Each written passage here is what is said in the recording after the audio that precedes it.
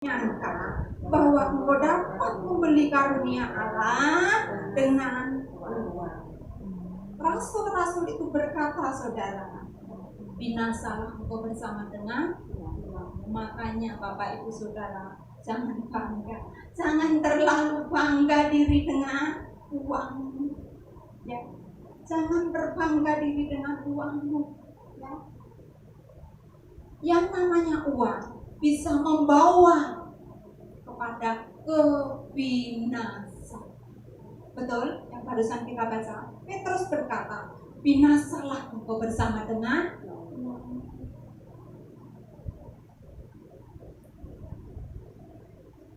Banyak orang berkata, aku punya banyak, nantiku ini dan itu. Sekarang keadaanku seperti ini. Saya katakan dengan kasih Tuhan itu sama. Justru keadaan saudara mepet. Saat-saat itu Tuhan memperhatikan, melihat apakah di dalam kesusahan saudara mau membagi atau tunggu nanti kaya. Saat kurang saja tidak mau berbagi, apalagi nanti kaya malah lupa rumah. Ya, Tuhan melihat, memperhatikan justru saat-saat Bapak Ibu Saudara sedang berada di dalam proses. Ya, jangan ikut-ikutan orang banyak. Nanti kalau aku diberkati baru buat ini, baru buat itu. Justru saat-saat di padang gurun, saat itulah saudara waktunya untuk menjadi saluran berkat. Masih ingat yang saya katakan kemarin? Waktu kemarin menjadi berkat, bagaimanakah Bu Ana keadaanmu sendiri seperti ini? Menjadi berkat tidak harus dengan, tetapi menjadi berkat dengan kekuatan yang ada pada kita ini loh. Samulok, pelayanan, itu yang dinamakan menjadi berkat. Haleluya. Ya. Tapi jangan berbangga diri ya. Kalau melihat orang ini, wow, dermawan ya. Dermawan ini itu. Yesus berkata, kuasa mamon dan Tuhan itu mamon, uang, dan Tuhan itu dengan uang orang bisa melakukan dengan uang orang bisa masuk pada bisnis. Yang penting sudah memberi, yang penting kan sudah berbuat baik, yang barusan kita baca. Justru karena uang, banyak orang terjerumus masuk ke dalam kebinasaan. Haleluya. Ayat yang ke-21. Kenapa? Ya, kenapa ditolak persembahannya? Kenapa ditolak? Ya kan lumayan, bisa bantu ini, bla bla bla dan sebagainya. Ini ya, ini sumbernya. Kenapa ditolak persembahannya? Ayat yang ke-21 kita baca bersama-sama. Kisah Para Rasul 8 ayat yang ke-21. Inilah saudara sumbernya. 2, 3. Tidak ada bagian atau hakmu dalam perkara ini, sebab hatimu tidak lurus di hadapan Tuhan. Hatinya tidak lurus. Hatinya tidak lurus di hadapan Tuhan ya. Bisa membagi berkat, percuma kalau hatinya tidak lurus ya. Jadi Tuhan melihat hati. Tuhan melihat hati. Banyak orang membagi berkat ya, tetapi hatinya tidak lurus. Membagi berkat kepengen terkenal, membagi berkat kepengen dipuji. Sedulur, katakan sedulur. Sedulure kakak beradik sekandung kesombong. Karena Yesus berkata, saya tidak bosan-bosannya di tempat ini. Ketika tangan kananmu memberi, Bapak Ibu Saudara, tangan kirimu Tuhan baik. Kenapa demikian? Supaya taburan saudara dan saya bertumbuh dan saudara mengalami tuayan. Jangan pengen dipuji. Saudara sudah, wah ibu yo baik, ibu Lani baik, sudah dipuji ya. Sudah kok makan dulu usianya. Makanya sangat penting ketika memberi, tangan kanan, tangan kiri ya. Mari kita masing-masing koreksi, katakan koreksi. Yang dikoreksi apa? Hati. Jangan cuma hartamu ya yang kau berikan, tetapi hatimu, katakan hatimu. Hatimu diberikan. Ku berikan hatiku dan jiwaku, semuanya bagiku di dalam hidupku, di setiap waktu. Nyatakan jalanmu. Bapak Ibu Saudara, mau dinyatakan pergumulanmu Tuhan buka jalan? Permasalahanmu mengalami jalan yang tadinya butuh dibukakan oleh Tuhan. Yang diberikan apa? Hati. Ku berikan hatiku dan jiwaku, semuanya bagimu di dalam hidupku, di setiap waktu. Nyatakan jalanmu. Inilah rinduku kepadamu,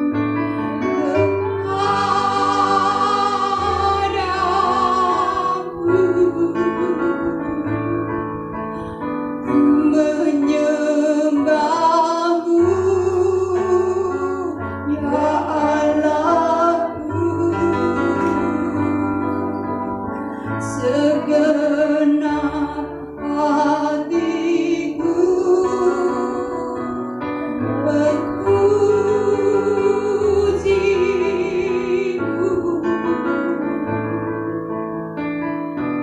Menyatakan Tuhan jalanmu Tuhan di tengah-tengah pergumulan kami. Seluruh keadaan kami siang hari terbuka di hadapan-Mu. Karena firman begitu Tuhan. Firman yang Kau sampaikan di tengah-tengah kami itu Tuhan membuka jalan ketika kami hamba-hamba umat-Mu Tuhan mengalami buntu jalan. Kau ada di tengah-tengah kami Yesus. Ku berikan hatiku, berikan hatimu Saudara padamu, seluruh hidupku menyembahmu. Ora iso Bu Ana menyembah piye to Bu Ana, pergumulanku terlalu berat.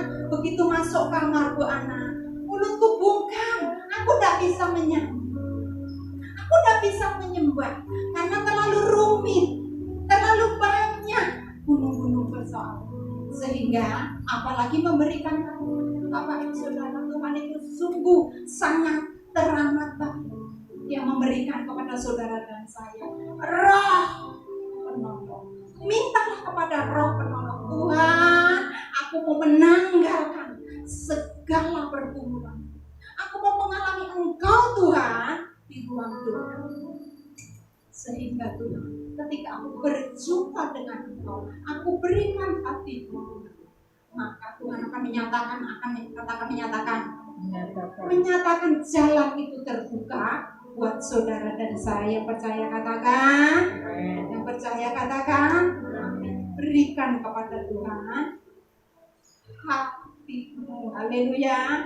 Tuhan mau apa? Bukan cuma hartamu, tetapi hatimu. Kalau hati ini diberikan kepada Tuhan, saudara dan saya melayani dengan antusias. Segala sesuatu yang kita kerjakan seperti, katakan seperti kepada Tuhan, bukan pada manusia. Lukas 11 ayat yang ke-33. Lukas 11 ayat yang ke-33 kita baca bersama-sama. 2, 3. Tidak seorang pun yang menyalakan pelita lalu meletakkannya di kolong rumah atau di bawah gantang, melainkan di mana? Di atas kaki dia, supaya semua orang yang masuk ke rumah itu dapat melihat cahaya.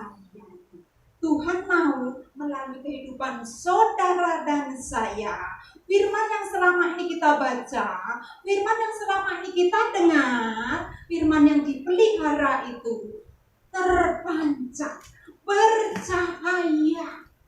Firman itu bercahaya Bapak Ibu Saudara, justru ketika saudara melewati yang namanya kegelapan, ya, tidak semuanya baik-baik, ya, dalam keadaan baik-baik, tidak perlu, tetapi justru, ya, ada saat-saatnya lembah kelam. Justru saat itu Tuhan mau melihat firman itu bercahaya, menerangi sehingga semua orang yang masuk ke rumah itu melihat cahaya itu. Haleluya, melihat cahaya itu. Intinya, ya, artinya saudara dan saya bisa menjadi terang, bisa dilihat sebagai istri. Terangmu bisa dilihat oleh suami, oleh anak-anak. Sebagai suami, terangmu bisa dilihat oleh istrimu dan anak. Dan sebagai anak, terangmu bisa dilihat oleh maunya Tuhan. Terang itu menyinari, bercahaya, supaya orang yang masuk ke rumah itu mendapati ada terang. Artinya saudara dan saya prakteknya di dalam rumahku, betul yang barusan kita baca tadi, supaya semua orang yang masuk, katakan masuk, dapat melihat caranya praktek firman di mana dulu? Di dalam rumah. Ya, jangan sibuk biayaan di luar, tetapi yang di rumah bosan hasil. Prakteknya di mana? Di rumah. Haleluya. Sebagai suami, sebagai istri, sebagai anak, masing-masing dilihat Tuhan terangnya itu bercahaya. Jangan sukanya gontok-gontokan. Gontok-gontokan itu seperti apa saudara? Senangnya gontok-gontokan. Bahasa kerennya gontok-gontokan itu apa?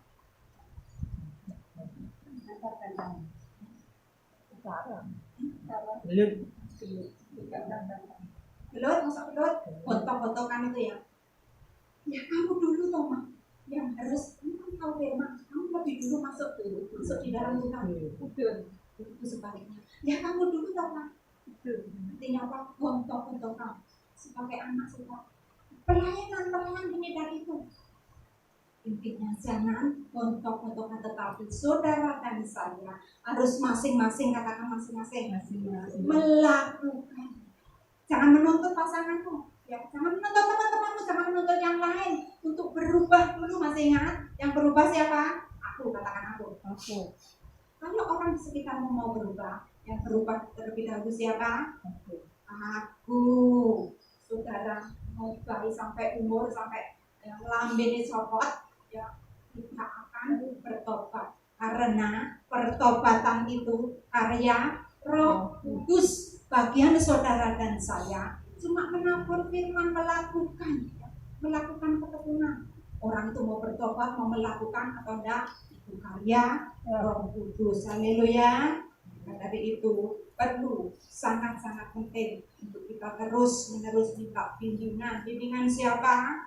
Roh penolong. Sehingga langkah-langkah kita terus dalam tuntunan Tuhan. Haleluya. Bimbinglah aku, ya Yesus,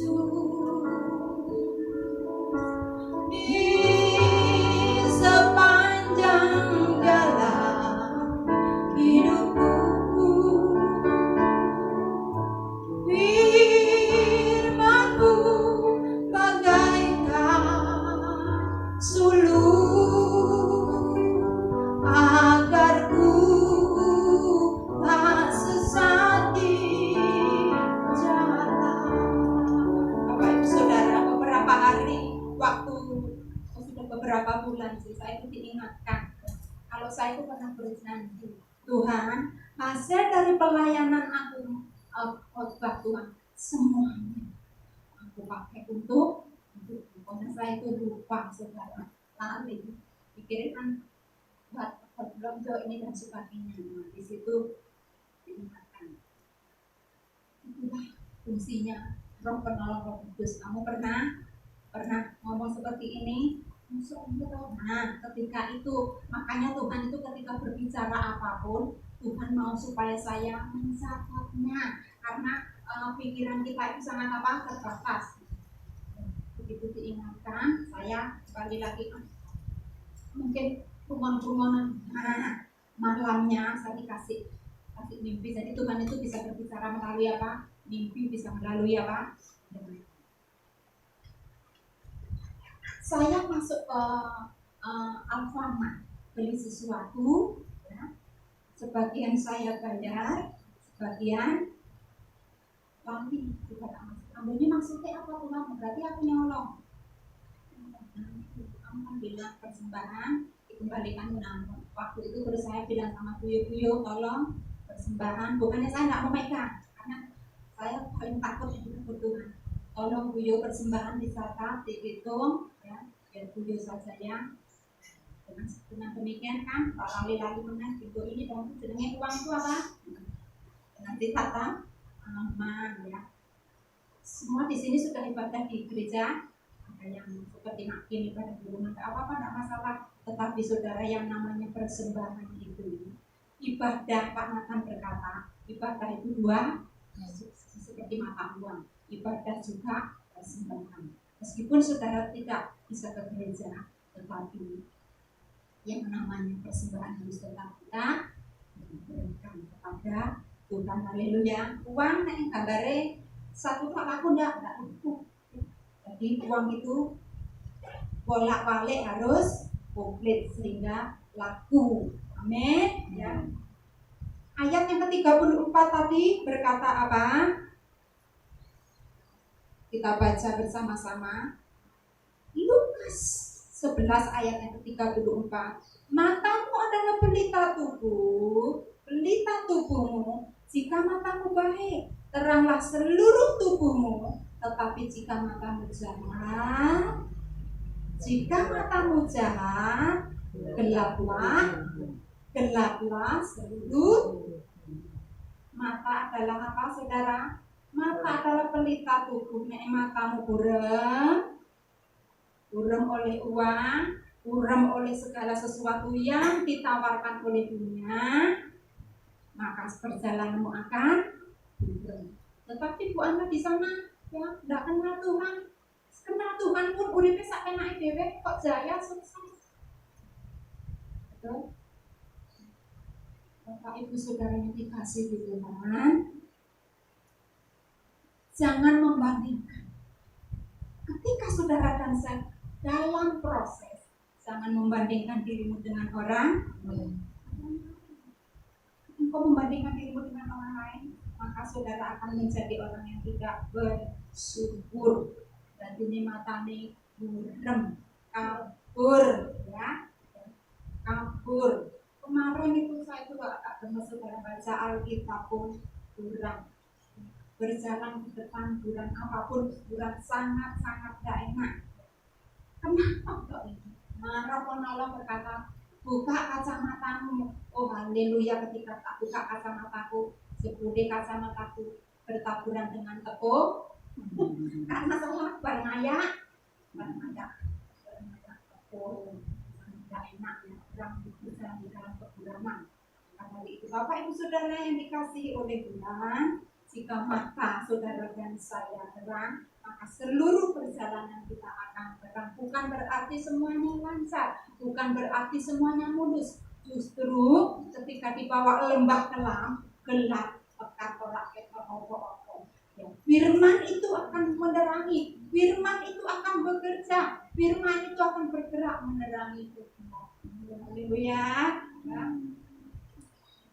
Jangan akan janji sama Tuhan nanti Bu Ana nek ini dan itu, tetapi justru lambat kelam waktu itulah saudara dan saya praktek, katakan praktek firman Tuhan. Mata adalah pelita. Nek matamu burem, semua jalanmu ora sekop. Ono rezeki di depanmu. Wis tinggal sak langkah lagi, tinggal yes, tinggal transaksi ya, tinggal urek-urek ya, bikin nota. Karena matamu burem, maka rezeki kita di merosot, rezeki kita di ojo. Jangan nyalahin Tuhan. Kenapa Tuhan kok tidak nolong? Karena matamu burem. Buremnya disebabkan apa? Yang pertama tidak menyukai firman, dan selanjutnya tidak memelihara firman. Suara mengatakan, kalau perjalanan saudara dan saya mau berhasil dan beruntung, firman itu harus diperkatakan, katakan siang dan malam, supaya perjalananmu di dalam pelayanan, di dalam pekerjaan beruntung. Karena diperangi oleh firman. Haleluya. Ya. Firman itu akan menerangi kehidupan saudara dan saya, sehingga rezeki ya, yang menjadi bagian saudara dan saya tidak merucut, tetapi rezeki itu masuk ke lumbung setiap kita. Haleluya. Amin. Amin. Yang pertama, bersukalah karena. Terus yang kedua, saudara harus puas. Saudara dipuaskan dengan apa?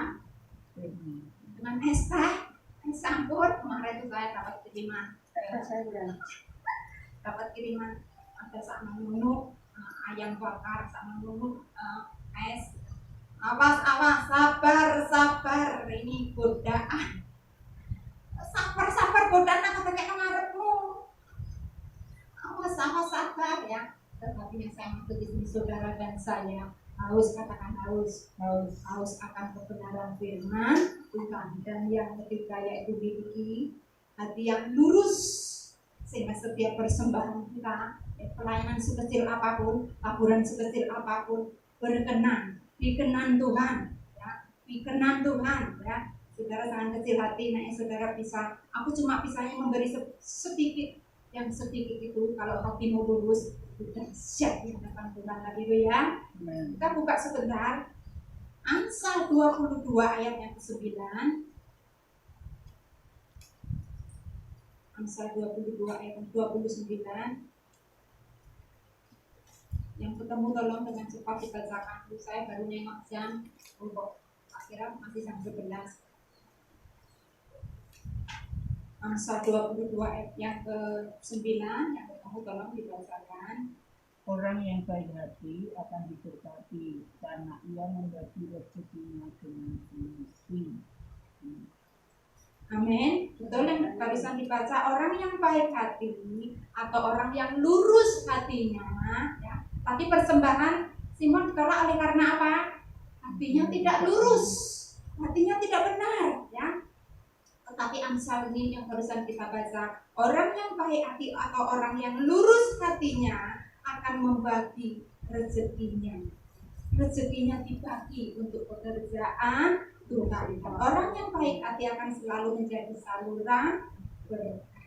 Haleluya, haleluya. Biar Tuhan mendapati saudara dan saya hatinya lurus. Hatinya apa? Lurus. Saya selesaikan beberapa ayat lagi. Lukas 11 ayat yang ke-35. Lukas 11 ayat yang ke-35.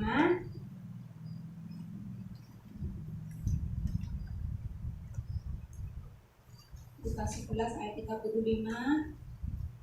Kita baca bersama-sama.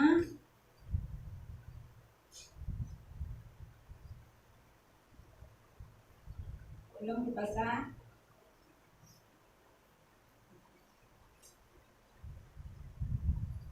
Karena itu perhatikanlah supaya terang yang ada padamu jangan menjadi kegelapan. Betul. Perhatikanlah terang yang ada padamu. Perhatikanlah terang yang ada padamu, bukan terang yang ada pada suamimu, bukan yang terang ada pada istrimu, tetapi yang harus saudara dan saya perhatikan terang yang di mana? Yang ada di dalam diri kita itu. Apakah terang itu masih bersinar? Artinya apa? Apakah saudara sampai saat ini masih berapi-api? untuk ketika berdoa. Aku rindu, aku kangen sama Tuhan. Apakah saudara dan saya masih berapi-api di dalam membaca Alkitab atau sering hutang? Apakah saudara dan saya sampai saat ini didapati Tuhan masih berapi-api di dalam melayani Tuhan? Itu yang dimaksudkan saudara dan saya perhatikan. Jadi yang diperhatikan bukan tonggomu, bukan pasanganmu, tetapi yang diperhatikan siapa? Diri sendiri. Apakah aku masih berapi-api di dalam melayani Tuhan? Apakah aku berapi-api di dalam berdoa atau males-malesan? Yang pertama, ada 3 hal tanda-tanda terang itu kurang. Ada 3 hal tanda-tanda terang itu tidak percaya. Yang pertama, mulai atau males-malesan untuk membaca. Dan yang kedua, malas untuk apa? Berdoa. Yang kedua ya tadi ya, malas berdoa. Dan yang ketiga, malas atau menolak untuk melayani Tuhan. Itu tanda-tanda terangnya mulai kurang, tidak percaya. Maka dari itu siang hari dengan kasih Tuhan, mari bersama-sama kita perhatikan terang yang ada pada kita ya, supaya terang itu terus, katakan terus, menerangi hidupku. Jangan kepingin menerangi suamimu, menerangi istrimu, tetapi biarlah terang itu menerangi hidupku. Kalau terang itu menerangi hidupmu, otomatis terang itu akan bercahaya, bisa dilihat oleh orang di luar sana. Sebagai ayat yang terakhir, ayat yang ke-36, tolong dibacakan. Jika seluruh tubuhmu terang dan tidak ada bagian yang gelap, maka seluruhnya akan terang, sama seperti apabila terik